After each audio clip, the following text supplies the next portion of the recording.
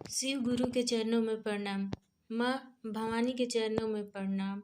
हरेंद्र भैया के चरणों में प्रणाम। नीलम दीदी के चरणों में प्रणाम। सभी गुरु भाई बहन लोग के चरणों में मेरा प्रणाम स्वीकार कीजिए। मैं विभा शिष्या आप लोग के सामने एक प्यारा सा भजन सुनाने जा रहे हैं। 4 दिन के जिंदगी अकेले हो कि मेल कर शिवा गुरु से। 4 दिन के जिंदगी अकेले हो कि मेल कर शिवा गुरु से।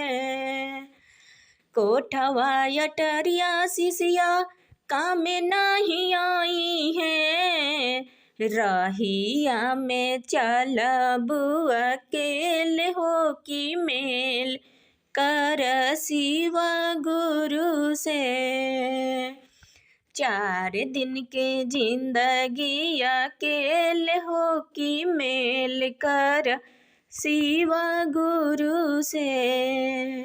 बेटावा पतोहिया शिष्या काम नहीं आई है।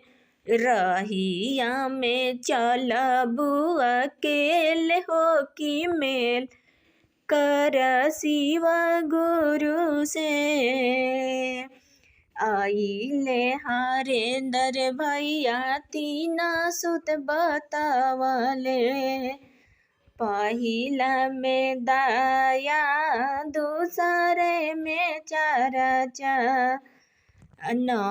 मन से करिह प्रणाम हो कि मेल कर शिवा गुरु से।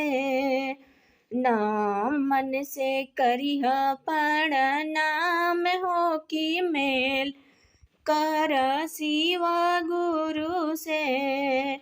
4 दिन के जिंदगी अकेले हो कि मेल कर शिवा गुरु से।